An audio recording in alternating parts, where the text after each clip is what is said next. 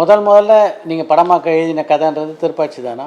நான் அதுக்கு முன்னாடி திருப்பாச்சி பார்க்க கதை எழுதவே இல்லை. அதுக்கு முன்னாடிலாம் நிறைய ஒரு ஒரு ஃபீலிங் மேட்ரு, நல்ல ஒரு ஃபேமிலி சென்டிமெண்ட்டு, நான் ஒரு வித்தியாசமாக ஒரு லவ் ஸ்டோரி, இந்த மாதிரி கதையெல்லாம் வச்சுட்டு அலைஞ்சிட்டே தெரிஞ்சேன். ஒரு 5 வருஷமாக எல்லா பிரச்சனையும் போய் கதை சொல்லுவேன். கதைக்குள்ளே கேட்டு இல்லை கொஞ்சம் பெரிய ஹீரோ கொஞ்சம் கமர்ஷியல் இருந்தால் சொல்லுங்கம்பாங்க. சரி சார் அப்படி இல்லையே வந்துடுவேன்.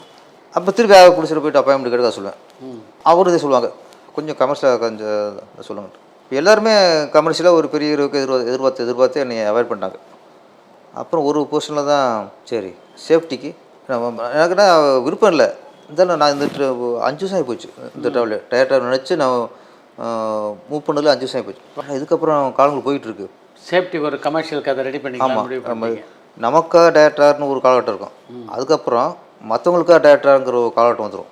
இது கல்யாணத்தில் சொல்லுவாங்களே, ஃபஸ்ட்டு பொண்ணாக போகும்போதெல்லாம் பொண்ணு சிவப்பாக இருக்கணும், அப்புறம் கப்பல் அவாய்ட் பண்ணுறது. அப்புறம் பொண்ணு கொஞ்சம் குண்டாக இருக்க கொஞ்சம் ஒல்லியாக இருக்குன்னு அதை அவாய்ட் பண்ணுறது. இப்படியே அவாய்ட் பண்ணிட்டுருவோம்.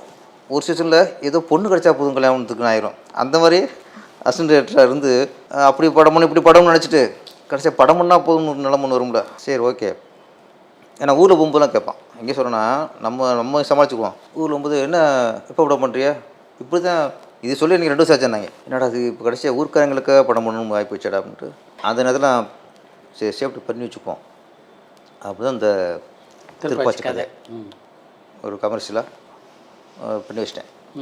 பண்ணி வச்சு சூப்பர் ரூட்டில் கதை சொன்னோம். நம்ம சூப்பர் ரூட்னு என்ன நினைப்போம், அதை இப்போ கூட பண்ணுறது தானே. நான் கரெக்டாக விஜய் கழிச்சிட்ருக்கு அவருக்கு ஏற்ற கதை இருக்கும்போது இருக்குண்டாச்சு கமர்ஷியல் இருக்கேன். அப்புறம் சொல்லி பிடிச்சி போச்சு. மேனேஜர் கணேஷ்னு வந்தார் சார். கணேஷ் இன்னொரு கேசியர் செந்தில், இவங்க தான் ஃபஸ்ட்டு நான் பார்த்தேன். அவங்கள பார்க்கும்போது அவங்க ஃபஸ்ட்டு கதை கேட்டாங்க. கதை கேட்டு அவங்களுக்கு பிடிச்சி போச்சு. அப்படியா? ஆமாம், அவங்களுக்கு பிடிச்சி போச்சு. பிடிச்சி போய் இது விஜய் கரெக்டாக இருக்கும் சூப்பர் ரூட்டில் சொல்லிடலாம்ட்டு அவங்க ஒன்று சவுத் ஸ்டார்ட்டை சொல்லி இந்த மாதிரி நல்ல கமர்ஷியல் மேட்டர் விஜய்க்கு சரியாக இருக்கட்டும். அப்புறம் அவர் கேட்டு அவருக்கு பிடிச்சி போச்சு. பிடிச்ச உடனே காலையில் சொல்லி முடிக்கிறதெல்லாம் அடுத்து 1 ஹவரில் எனக்கு ஃபோன் வருது. ஒரு மேனேஜர் பேசுகிறார். ஈவினிங் 4 மணிக்கு அப்பாயின்மெண்ட்டு, விஜய் சார் அப்பாயின்மெண்ட்டு, நீங்கள் கதை சொல்லுங்கட்டு. எனக்கு மேஜிக்காக இருக்குன்னா காலையில் சூப்பர் ரூட்டில் ஓகே ஆயிடுச்சு. அன்றைக்கி ஈவினிங்கே 4 மணிக்கு விஜய் சார் அப்பாயின்மெண்ட்டு. ஒரு மேட்சிங் மாதிரி இருந்துச்சு. சரி ஓகே, எனக்கு அதிர்ச்சியாக இருந்துச்சு, நம்ப முடியல, ஒரு நம்பிக்கையில் ஓகேன்ட்டு. அப்புறம் ஈவினிங் போய் விஜய் சார்ட்ட கதை சொல்கிறோம். அதான் ஃபஸ்ட் டைம் விஜய் பார்க்குறீங்க? ஃபஸ்ட் டைம் ஃபீல்டில் வந்து நான் 10 வருஷம் வந்துருக்கேன். நான் அப்புறம் பண்ணிட்டார். நான் 42வது படம் தான் திருப்பாச்சி. இவரு நேரம் பார்த்தல, ஃபங்க்ஷனில் எங்கேயும் சொல்லி எங்கேயும் நேரம் பார்த்தல. முதல் டைம் வந்து இதுக்கு முன்னாடி ரஜினி சாரை பார்த்தாச்சு, கமல் சார் பார்த்தாச்சு, எல்லோரும் பார்த்தாச்சு. அஜித் சார்லாம் நிறைய ஃபேமிலி ஃப்ரெண்டு மாதிரி பார்த்தாச்சு. இவர் கூட நான் பார்க்கல. இவர் ஃபஸ்ட் டைம் அப்போ தான் ஹீரோவை போய் பார்க்குறேன். அப்பா விஜய் சார் கூட இருந்தார். அப்போ கதை சொன்னேன். கதை சொல்லும்போது அதை விஜய் சார் கதை சொன்னால் ரியாக்ஷன் கண்டுபிடிக்க முடியாது. அப்படியே ஃபஸ்ட்டு எப்படி உட்காந்துறோம், கடைசி அப்படியே உட்காருவார். நம்ம என்ன காம்படிஷன் சொன்னாலும் அங்கே உதற அசையாது. என்ன சென்டிமெண்ட் சொன்னாலும் அவர் அப்படியே இருப்பார். எவ்வளோ நேரம் சொன்னீங்க கதை? 3 ஹவர்ஸ் சார். 3 மணி நேரம் சொன்னேன். நான் ஃபஸ்ட்டு ஒரு கதை சொல்லிட்டே இருந்தேன். கதை சொல்லிவிட்டு ஒரு 10 நிமிஷம் 1/4 மணி நேரம் ஆச்சு. எந்த ரியாக்ஷனும் இல்லை. எனக்கு உள்ள ஒரு மைண்டு கதை சொல்லிக்கிட்டு இருக்கும்போதே எல்லாம் ஒரு மைண்டு ஒன்று யோசிக்குது, கதை பிடிக்கலையோ, இன்னும் ஒரு ரியாக்ஷன் காணமே அப்படின்ட்டு. அப்புறம் திருப்பி இந்த மனசாட்சி பேசிக்கும்ல, நம்ம வேலை கதை சொல்லி முடிக்கிறது. பிடிக்கிறது அவங்க இஷ்டம். நம்ம வந்து கதை சொல்லும்போது இதெல்லாம் ஓடுது. ஏன்னா ரியாக்ஷன் எதுவுமே இல்லை அவர்கிட்ட. அப்படியே இருக்கார். நான் அவர் எஸ்எஸ் சாராவது கொஞ்சம் லிப்பு கொஞ்சம் அப்படி ஓப்பன் ஆகி மூடும். இவர் அப்படியே இருந்தார். என்னடா அப்படின்ட்டு சரி பிடிக்கல அடிச்சிங்க. அப்புறம் சரி வந்துட்டான், கதை சொல்லி முடிச்சிடுவோம். அதுக்கலான்ட்டு அதுக்கப்புறம் ஃபுல்லாக கதை சொல்லிட்டேன். கதை சொல்லி முடிச்சதுக்கப்புறம் அப்படியே கொஞ்சம் வச்சார். ஒரு 5 நிமிஷம் ஹாலில் இருங்கன்னாரு. நான் வெளியேருந்து ஹாலில் உட்காந்துட்டேன். அப்புறம் அப்பாவும் பையன் உள்ளே பேசிட்டு கரெக்டாக 5 நிமிஷம் வெளியே வர்றாரு. ஆமாம், அந்த ஷூட்டிங் ஸ்பாட்டுக்கு டைத்துக்கு வர மாதிரி கரெக்டாக வந்தார். ஒன்றும் சொல்ல வந்தாலும் கை விடுத்தார். கதை நல்லா இருக்குது பண்ணலான்ட்டார். 2 வார்த்தை தான். எனக்கு அந்த நாள் நம்ப முடியாத மலை. என்னடா அன்றைக்கி என்ன ஒரு மேட்சிக் நடந்த மாதிரி. ஆமாம்மா, உண்மையான ஏன்னா விஜய் சார்லாம் வச்சு படம்னு நினைக்கவே இல்லை. நான் டயர்டாக போதும்னு நினச்சது காலகட்டம் தானே அது. நான் அப்போ இந்த முரளி சார் ட்ரை பண்ணோம். அதே நேரத்தில் இந்த பக்கம் ஸ்ரீகாந்த் ஹீரோ, இந்த மாதிரி நான் ஏதாவது சின்ன படம் பண்ணலாம், ஏதோ ஒன்று கிடச்சா படம் பண்ண எனக்கு அந்த அப்படி இருந்த நேரத்தில் விஜய் சார் படம் அமைச்சது. அதெல்லாம் சொல்லுவேன். எதுவுமே நம்ம ஒன்றும் ஏற்றிக்கிறது இல்லை, நம்மளும் அது நடக்காது. அது என்ன நடக்குமோ அது அப்போ தான் நினச்சேன், எல்லாம் அமைப்பு தான். நம்ம நினச்சி நடக்கும்போது தான் நம்ம வந்து நம்ம நினச்சி பெருசாக நினச்சிக்குவோம். நம்ம நினைக்காத நடக்கும்போது நம்ம பெருசாக நினைக்கிறதே கூடாது. அப்படி தான் விஜய் சார் அது அமைஞ்சது. முதல் நாள் எந்த காட்சியை படமாக்கினீங்க விஜய் வச்சு? சார் முதல் நாள் ஸோ பூஜை மாதிரி போட்டோம். பூஜை மாதிரி போட்டு அந்த பப்ளிக் பூத் போட்டு தங்கச்சி வளக போடக்குள்ள அங்கே நடக்கும். அப்போ ஃபோன் இன்ட்ரு கட் பண்ணிட்டோம். நான் சும்மா ஒரு 2 நிமிஷம் எடுத்துகிட்டு பூஜை போட்டு போயிடுவோம். நான் கால் ஷீட் வந்து அடுத்த மாதம் தான் எனக்கு ஃபுல்லாக கொடுத்துருந்தார். சரி பூஜை அன்றைக்கி வெறும் பூஜை போடாமல் சூ பண்ணிடுவோம்ட்டு அந்த தங்கச்சி வளைகாப்பில் பேசுகிற இன்ட்ரு கட் தான் இங்கே எடுத்தோம். ஃபஸ்ட்டு இந்த வேலை எனக்கு பிடிச்சிருக்கு, இந்த வேலை என்னைக்கும் எனக்கு நிரந்தரமாக இருக்கும் டைலாக் பேசுவார். இந்த ஃபஸ்ட் டைலாக் இந்த வேலை நம்ம அப்பா கேட்குற டைலாக், என்னப்பா வேலையெல்லாம் பிடிச்சிருக்கா பாரு, அதுக்கு கவுண்ட்ரு. ஏன்னா அவர் சினிமா அவருக்கு பிடிச்ச விஷயம், என்றைக்கும் சினிமாவில் அவர் நிலச்சிருக்கணும். ஒரு பாசிட்டிவாக தான் ஃபஸ்ட்டு டைலாக் இதான், இந்த வேலை எனக்கு ரொம்ப பிடிச்சிருக்கு, இந்த வேலை என்றைக்கும் எனக்கும் நிலைக்கும்ப்பா, இதுதான் ஃபஸ்ட்டு எடுத்தோம் ஏவிஎம்மில். எப்படி இருந்தது விஜயோட பணியாற்றி அந்த அனுபவம்? விஜய் சார் பொறுத்த வரைக்கும் சிலது கொஞ்சம் வியப்பாக இருக்கும். நான் அவர் கேரக்டருக்கும் ஆக்டிங்கும் சம்மந்தமே இல்லாமல் இருக்கும். நான் ஃபஸ்ட் நாள்லாம் வச்சு ரொம்ப கொஞ்சம் பயம் இருக்கும்ல, பெரிய ஹீரோ. இப்போ விஜயகாந்த் சார் அப்படின்னாலும் ஏற்கனவே அஸ்டாக ஒர்க் பண்ணியிருக்கேன். ஆமாம், இவர்கிட்ட எந்த பழக்கமும் இல்லை. ஃபஸ்ட்டு 2-3 நாள் கொஞ்சம் இது இருந்துச்சு. அப்போ 3 டோட்டல் விட்டுச்சு எனக்கு. என்னென்னா அவர் அழகாக புதுமுக ஹீரோ மாதிரி அவர் இருப்பார், கூப்பிட்டா வருவார், வந்து என்ன சொல்கிறோமோ எந்த ஆர்குமெண்ட் இருக்காது. அப்படியா? எந்த ஆர்குமெண்ட் இருக்காது. அவர் டைலாக் உள்ளே வாங்கிக்குவார், வாங்கிட்டு ஓகே அப்படின்றார். ஷார்ட் அடி ஆக்ஷனும் போது நம்ம எதிர்பார்த்ததை விட பழமொழி கொடுத்துருவார். கட்டுனா புசுக்கணும், காற்று பண்ண பலன் இருக்குல்ல, புசுக்கணும் அப்படியே அப்படிப்பார். ஏன்னா அப்படியே கட்டணும் டக்குன்னு இப்படி யார் அப்படின்ட்டு.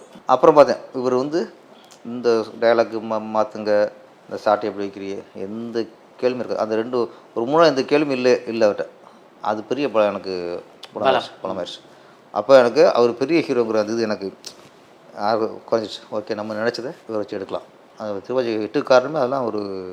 அப்போ நம்ம அதே மாதிரி அவர் என்ன பண்ணுவார்னா, சில சீன்லாம் வந்து கேரம் விளக்கும்போது நீங்கள் ஃபுல்லாக நடிச்சு காட்டுங்க. நான் வந்து டைலாக் சொல்லும்போது நடிச்சது டைலாக்ஸ் தான். ஒரு ஆப்போசிட் ஆகிட்டு எப்படி எல்லாமே அதை கதை சொல்லும்போது அதான் 3 மணி நேரம் எப்படி வந்துச்சுன்னா ஆமாம்மா, சனிய சகடை பட்டாசு பால் எல்லாம் அதே மாதிரி டைலாக் பேசி அவங்க மாதிரி பேசி பண்ணுவேன். அப்போ அப்படியே கவனிப்பார். ஃபஸ்ட்டு ஓகே அவ்வளோதான். ஆனால் நம்ம சொல்லிக் கொடுத்த அந்த மாடுலேஷன் அந்த பாடி லாங்குவேஜ் இருக்குல்ல, கரெக்டாக அடிப்பாருங்க. கரெக்டாக அதோட பல மடங்கு அந்த இதை கொடுப்பார். அப்போ என்ன வச்சோம், ஓகே நமக்கு என்ன ஹீரோ எந்த டிஸ்டர்பும் இல்லை, நம்ம சரோட 3 மடங்கு நடித்து கொடுத்துறாரு. அது மாதிரி டைமிங் வந்து கரெக்டாக நீங்கள் எத்தனை மணி சொன்னாலும் சரி, 9 மணிக்குன்னா கரெக்டாக 8:30க்கு ஸ்பாட்டுக்கு பண்ணி வந்துடும். நீங்கள் 8 மணிக்குன்னா 7:30க்கு ஸ்பாட்டுக்கு பண்ணி வந்துடும். ஒரு இடம் எப்போ நைட்டு ஷூட்டிங்கில் அதிகம் போக மாட்டார். ஃபஸ்ட்டு கண்டிஷன் நம்மள்கிட்ட சண்டே ஷூட்டிங் வைக்காதீங்க, 6 மணிக்கு மேலே இருக்காது, இல்லை நைட்டு வச்சா மறுநாள் டேயில் ஆஃப்டார் இவ்வளோ இருந்துச்சு. திருப்பாச்சி கொஞ்சம் தான் அந்த விதிலாம் மாறி போச்சு. ஆமாம், ஒரு நைட்டு 2 மணிக்கு விட்றேன், மறுநாள் காலைல 7 மணிக்கு வந்துட்டார். அதில் அந்த இன்னொரு ஐட்டம்னா ஆட்டோமேட்டிக்காக அவர் வந்துடுவார். அந்த மாதிரி எனக்கு என்ன அவர்கிட்ட பிடிச்ச விஷயம் கதை கேட்கும்போது தான் சார். கதை கேட்டு கதை பிடிக்கணும். கதை கேட்கும்போது அவருக்கு ஏதாவது 2-3 இடத்துல ஏதாவது நெடு இருந்துச்சுன்னா அது சொல்லுவார். இந்த இடம் இப்படி இருக்குது, இது மாற்றிக்கலாமா, இந்த இடம் இப்படி இருக்குது, இது கொஞ்சம் மாற்றிக்கலாமா. அந்த கதை கேட்கும்போது சில கரெக்ஷன் சொல்லுவார். அதை திருப்பி கரெக்ஷன் பண்ணிட்டு திருப்பி சொல்லிட்டு ஓகே ஆகிப்போச்சுன்னா ஷூட்டிங் முடிகிற வரைக்கும் வரைய மாட்டார். கதை கேட்கும்போது அவருடைய சொல்ல முடியாது. அது இன்னும் கதை பிடிச்சா தான் அதை பற்றி பேசுவார். கதை எப்படின்னா வேறு பார்க்கலாம்ன்றவர். பண்ணாத இதுக்கு ஆர்கியூமெண்ட் பண்ணிக்கிட்டு நீ இப்போ இது பண்ண போகிறதில்ல, இது செகண்ட் ஹாஃப் சரியில்லை, இது சரியில்லை, அது சும்மா நோஸ் கட் பண்ணுமா, அதுவும் பண்ண மாட்டார். கதை ஆனால் அதை பற்றி பேச ஆரம்பிச்சார்னா அந்த கதை பிடிச்சின்னு அர்த்தம். அந்த கிளைமேக்ஸ் எப்படி சரியாக வருமா அப்படின்னாலே ஓகே கதை பிடிச்சிட்டு அர்த்தம். இல்லாட்டா அதை பற்றி பேச மாட்டார். அது பெரிய ஒரு ஏன் பிடிக்கலன்னு காரணம் சொல்லிட்டு ஏன் கரெக்ட் ஓகே முடிச்சு அதெல்லாம் ரொம்ப ஜெனுவன். அந்த ஷூட்டிங் போகிறதுக்கு முன்னாடி தான் அந்த கரெக்ஷன் சொல்லி பண்ணிட்டோம்னா முடிஞ்சு சார். அதுக்கப்புறம் வந்து திருப்பாச்சி சிவாசி ஆகட்டும் ஸ்பாட்டில் இது வரைக்கும் எந்த தரடும் தெரியல. எனக்கு என்ன முதல்ல எனக்கு ஃபஸ்ட்டு நம்பி ஒரு பெரிய ப்ராஜெக்ட் விஜய் சார் கொடுத்துருக்காரு. ஸோ அவர் நம்பிக்கை காப்பாற்றணும். அதுக்கப்புறம் ஓடல அடுத்த விஷயம் எனக்கு அதுக்குன்னா கரெக்ட். அவருக்கு ஏன்னா அவர் ஒரு நம்ம அசிஸ்டன்ட் டைரக்டர் ஒரு ஒரு 3 மணி நேரம் சொன்ன கதையை நம்பி பிடிச்சிட்டு வந்து இத்தனை கோடி இறக்கியிருக்காரு. அவர் ஒரு ஆர்டிஸ்ட்டு ஹீரோ. அவருக்கு வந்து அன்றைக்கி பெரிய இயக்குனர்லாம் க்யூ நிற்கிறாங்க. பெரிய பெரிய கம்பெனிலாம் அவருக்கு க்யூ நிற்குது. பெரிய பெரிய டேரக்டரே அவருக்கு வெயிட் பண்ணிக்கும்போது சாதாரண அசிஸ்டன்ட் டைரக்டர் கூப்பிட்டு ஒரு படம் கொடுத்துருக்காரு. எனக்கு இவருக்கு திருப்தியாக இருக்கணும் முதல்ல, அதுதான் ஃபஸ்ட்டு. படம் பார்த்துட்டு வெளியே வந்தோம். படம் நல்லா இருக்கு, நல்லா எதுவும் சொல்ல சார். ஒன்றே சொன்னார், இந்த வருஷம் டாப் 10 டைரக்டரில் நீங்கள் ஒரு ஆள் ஆயிடுவீங்கன்னார். சூப்பர். அதுக்கப்புறம் ஒரு இதோட என்ன வேண்டி இருக்குது. கரெக்டாக சொன்ன வாய் முகூர்த்தம் அந்த வருஷம் டாப் 5 வந்துட்டான். அப்போ ஒரு லிஸ்ட்டு போடுவாங்களே, இப்போ இல்லை நினைக்கிறேன். அப்போ டாப் 10 இப்போ டாப் 5 நான் 2 வந்தேன். ஆமாம், வந்துட்டேன். ஆமாம், அதுதான் அவர் சொன்ன பாராட்டு. அதில் எல்லாம் அடங்கி போச்சு.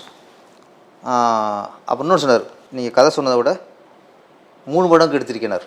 நிறைய பேர் கதை நல்லா சொல்லுவாங்க, படமாக எடுக்கும்போது கம்மியாக கம்மிடுவாங்க. ஆனால் நீங்கள் கதை சொன்னதை விட 3 மடங்கு எடுத்திருக்கிறார். 2 தான் அவர் சொன்னது. அது ஓகே. விஜய் படத்தினுடைய இயக்குனருக்கு அஜித் படத்தை இயக்கக்கூடிய வாய்ப்பு அவ்வளோ எளிதாக கிடைக்காது. ஆமாம் ஆமாம். அப்படிப்பட்ட ஒரு வாய்ப்பு உங்களுக்கு தேடி வந்த போது எப்படி இருந்து உங்கள் மனநிலை? இல்லை, அதுவும் மேட்சிங் மாதிரி தான். எல்லாமே லைஃப்பில் மேஜிக்காக அமைஞ்சு போச்சு. நான் சிவாசி கமிட்டாகி ஷூட்டிங் போய் ஒன்று நினச்சிட்டேன், நமக்கு எந்த ஹீரோவும் கழிச்சு கொடுப்பாங்க, அஜித் தர மாட்டார். ஏன்னா 20 உருவங்கள். ஆமாம். இன்னொன்று 2வது எனக்கு விஜய் படம் அமைஞ்சதுனால நான் விஜய் படம் டைரக்ட்னு ஸ்டாம்ப் ஆயிடுச்சு. அப்போ அஜித் சார் சைடில் போகிறது கொஞ்சம் கஷ்டம் அப்படின்னு நினச்சிட்டேன். சரி, ஏவிஎம்லேருந்து அழைப்பு வந்துச்சு, போனேன், பேசினேன். நான் சொன்னால அந்த இப்போ வெற்றி நினச்சிட்டு அதுக்கு இது ஏவிஎம் ஒன்று இருக்குது. ஆமாம். அப்போ ஏவிஎம்மில் போய் பேசும்போது படமெல்லாம் ஓகே, நம்ம அதில் இப்போ லட்டு மாதிரி இல்லை, ஓகே. அப்புறம் தான் சொன்னாங்க ஹீரோ யாருன்ட்டு. அஜித் சார். நாங்கள் கொஞ்சம் ஜர்க்காச்சு எனக்கு. எப்போ நினச்சி ஆகாது, சரி வராது போல இருக்குது அப்படின்ட்டு அப்படியே கொஞ்சம் முன்னாடி கேட்டேன், சார் நான் டைரக்டனும் அஜித்துக்கு சொல்லிட்டீங்களான்ட்டு சொல்லியாச்சு. அவர் சொல்லி தான் உங்களை கூப்பிட்டு பேசுகிறோம். அப்பாடா அப்படின் ஓகே, அப்போ பிரச்சனை இல்லைன்ட்டு. அப்புறம் புரிஞ்சது, அவர் நம்மளை விஜய் பட டைரக்டராக பார்க்கல, அவர் டைரக்டராக பார்க்குறாரு. அவ்வளோ அப்படியே அதுலேருந்து நம்ம ஆரம்பிச்சது. இதே ஏவிஎம்கில் அப்புறம் அட்வான்ஸ் தராங்க நம்மளுக்கு 10 லட்சமாக அட்வான்ஸ் கொடுத்தாங்க. இப்போ அதே ஏவிஎம்கில் நான் கஷ்டம் இருக்கும்போது உள்ளே வரணும் அப்படின்ட்டு உள்ளே வர முடியாது, ஏவிஎம்குள்ளே வர முடியாது. அப்படியே 2 நாளாக ட்ரை பண்ணுறேன், கொஞ்சம் வாட்சிங் பண்ணி ஏவிஎம் ஸ்டூடியோ உள்ளே பார்க்குறதுக்கு. ஆமாம், வாட்சிங் கட்டி விட்டுருவாங்க. என்னடா அப்புறம் அப்படியே சுற்றி தருவேன். அப்படியே அவள் ஏவராட்சி வாசல் தேட்டர் வாசல்னு இருந்தேன். அப்போது சைக்கிளில் வந்தார். அது கவுன்சிலர் அவ்வளோ இருக்குது. நான் ஏன் ஸ்டுடியோக்குள்ளே போகணுமான்னாரு. ஆமாம் சார், 10 ரூபா கூட உள்ளே விட்டுறேன்னாரு. பார்த்தேன், சரி ஓகே, நடந்து போனாலும் பரவாயில்ல, இங்கேருந்து இருக்குது பஸ்ஸுக்குள்ளே காசு கொடுத்துருவோம் அப்படின்ட்டு 10 ரூபா கொடுத்துட்டேன். சைக்கிள் ஏறினார். சரி, அவர் சார் வாட்ச் ஒன்றும் கண்டுக்கல. சொல்லுன்னா இன்னொரு கேட்டு, அப்புறம் இன்னொரு கேட்டு இருக்குது, அங்கே வாட்ச் ஒன்று இருக்காப்புல. அவ்வளோ போயிட்டார். அவர் இப்போ ஏதோ புடிச்சினாலும் செட்டாளர் இருப்பாங்க போல இருக்குது. அவர் செல் போட்டார். உள்ளே போய்ட்டு ஒரு இடத்த இறக்கிவிட்டு ஓகே பார்த்துட்டு வந்துருந்தாப்பு. எனக்கு உள்ளே வந்ததுக்கு பக்கு பக்கம் ஆகிப்போச்சு. இந்த இடத்த விட்டு போயிட்டாப்புல, ஏதோ சுட்டு நடந்துக்கு இருக்குது. பார்க்குறேன், அப்படியே பார்த்தேன். அப்புறம் அப்படியே யார் எப்போ கேட்பாங்க, இப்போ பிடிச்சிவாங்களோ, இப்போ ஒரு பயங்கர பயம். அப்படியே பார்த்துட்டு வந்துட்டேன்.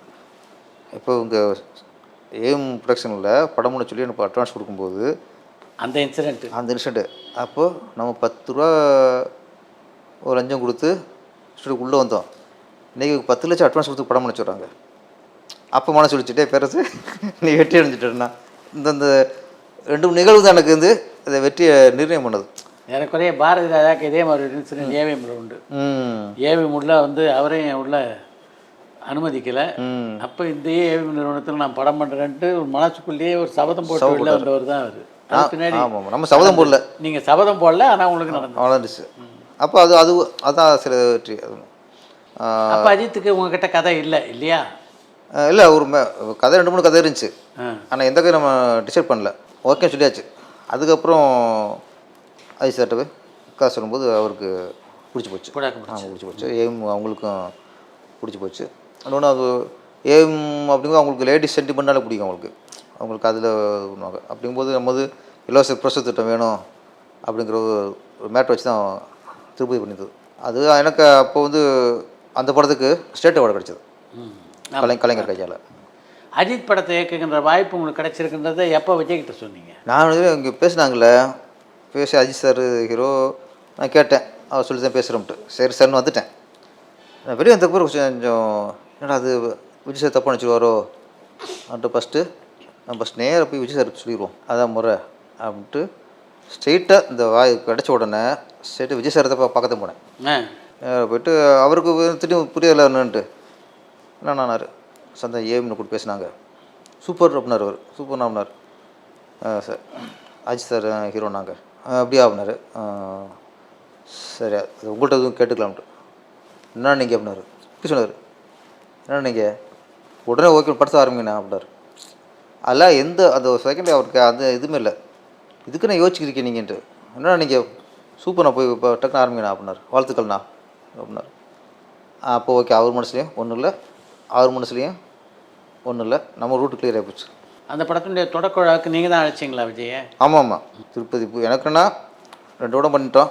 3வது படம் ஆனால் 2 படம் பெருசாக பூஜை போடல. திருப்பாச்சி சிம்பிளாக ஷூட்டிங் ஸ்பாட்டில் வந்து சாமி கும்பிட்டு ஒரு ஷூட்டிங் ஆரம்பிச்சிட்டோம். பெருசாக யூனிவர்சிட்டி அடித்து க்ரௌடை கூப்பிட்டு அதெல்லாம் பண்ணல. நம்ம சிவகாசியும் ஷூட்டிங் அப்போ தான் பூஜை போட்டு ஷூட்டிங் ஆரம்பிச்சிட்டேன்.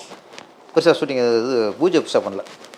ஆனால் திருப்பதி வந்து ஏவிஎம் அவங்க ஸ்டைலில் பண்ணுவாங்கள்ல, அதனால் அவங்க நிறைய பேர் சொல்லி பெருசாக பண்ணாங்க.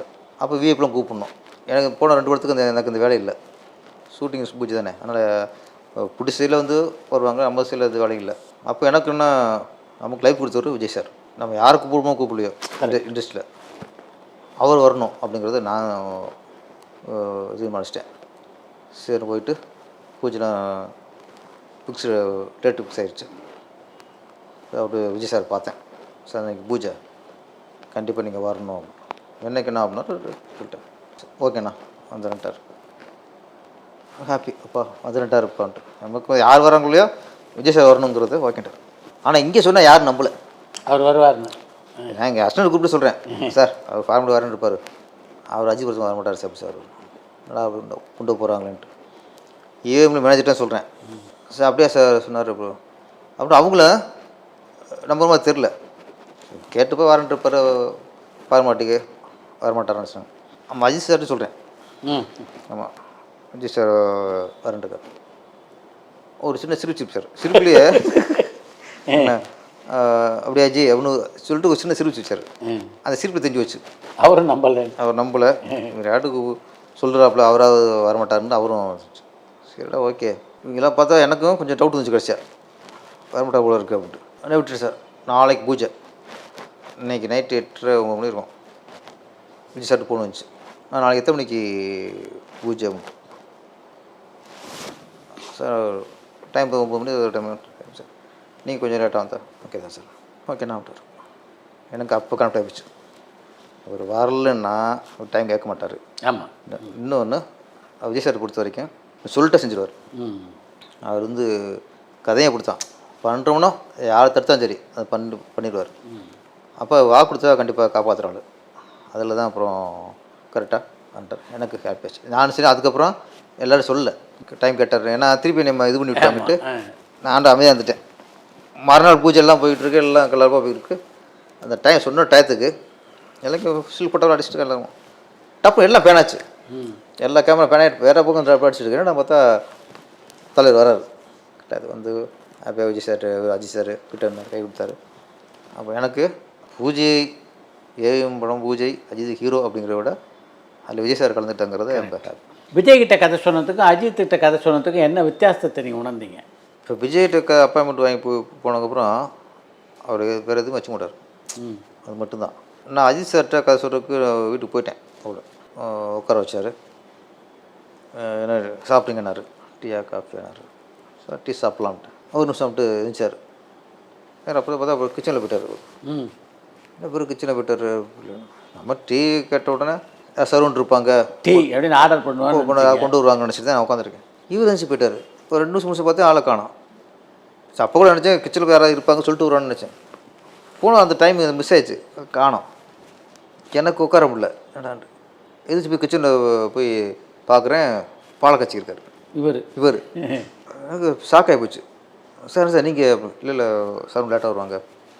அப்போ அவங்க சால்வ் வெளியே போயிருக்கு. எனக்கு பதவி போச்சு. சார் டீலாம் வேணாம் சார், அப்போ சாப்பிட வாங்க சார். ஜி டீ கேட்டிங்களா, உட்காருங்க டீ வரும்ட்டார். எனக்கு உட்கார முடியல, இப்போ ஒரு மாதிரியா இருந்துல. நான் கிச்சனில் கொடுக்குறேன் சார், அப்புறம் போட்டாச்சு அப்படின்னா நானும் கிச்சனுக்கு வேறு வழி இல்லாமல் நானும் கொடுத்துட்டேன். போட்டார், தூளை போட்டு காய்ச்சினார், டக்குன்னு 2 கப்பு ரெடி பண்ணார். வாங்க ஜி அப்படின்ட்டு திருப்பி ஹாலில் வந்து சாப்பிட்டோம். சாப்பிட்டு மற்றெல்லாம் டீ சாப்பிட்டாச்சு, மற்றெல்லாம் பெஸ்ட்டே இருக்க முடியாது. வந்த படங்களை பற்றி எல்லாம் போயிட்டு இருக்கு. கதைக்கு என்ன ஆரம்பிக்கல. ஆமாம், நான் ஒரு சரி சொல்லுங்க அப்படின்னு சொல்லுவான்னு நினச்சிட்டு இருக்கோம். அப்புறம் ஒரு குறும்பு தாங்காமல் நானே கேட்டேன், சார் கதை ஆரம்பிக்கலாமான்ட்டு. அப்புறம் இல்லை இன்றைக்கி விட்டுருங்க, இல்லை பேசிட்டோம்ல, கதை இன்னும் கேட்டுக்கலாம் அப்படின்ட்டார். சரி என்னடா அது அப்படின்ட்டு வந்துட்டேன்.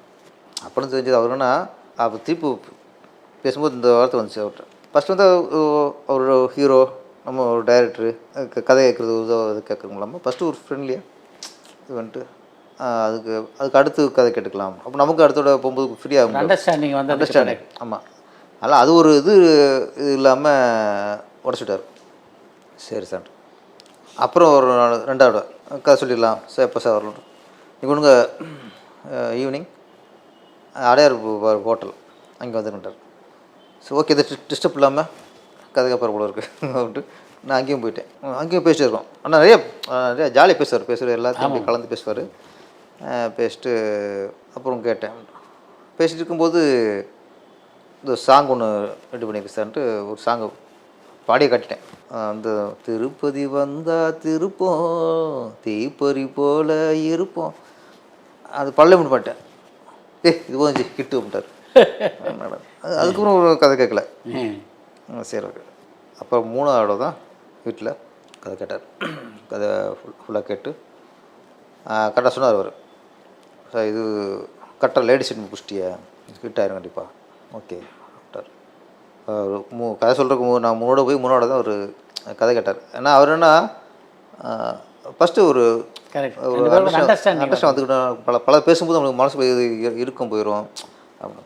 விஜய் சார்ட்ட போய் உட்காந்த உடனே வேறு எந்த பட்சமும் இல்லையே, அவங்க அதுனா அதுக்கான டைம் அதை கரெக்டாக யூஸ் பண்ணுவோம்.